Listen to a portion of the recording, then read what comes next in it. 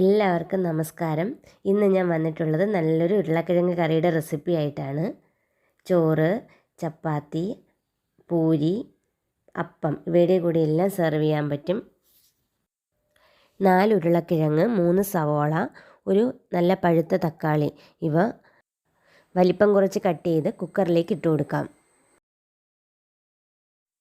ഇനി 1/4 ടീസ്പൂൺ മഞ്ഞൾപ്പൊടി, 1 ടീസ്പൂൺ ഉപ്പ്, 1 ഗ്ലാസ് വെള്ളം എന്നിവ ചേർത്ത് ഒരു വിസിൽ കേൾക്കുന്നവരെ വേവിക്കാം.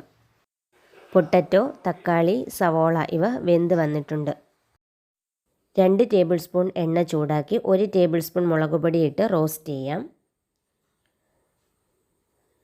1 ടീസ്പൂൺ പെരുംജീരകം ചേർത്ത് വേവിച്ച ഉരുളക്കിഴങ്ങ് ഇതിലേക്കിട്ട് മിക്സ് ചെയ്യാം.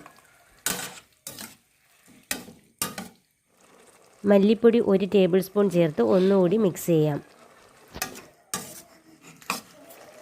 ഇനി ഒരല്പം പഞ്ചസാര ചേർക്കാം.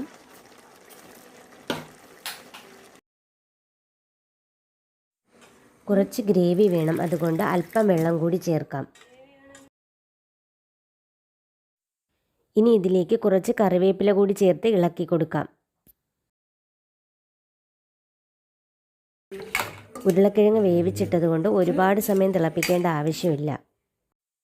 എളുപ്പത്തിൽ ഉണ്ടാക്കാൻ കഴിയുന്ന ഉരുളക്കിഴങ്ങ് കറി എല്ലാവരും ട്രൈ ചെയ്ത് നോക്കണം. മറ്റൊരു വീഡിയോയുമായി വീണ്ടും കാണാം. Thanks for watching.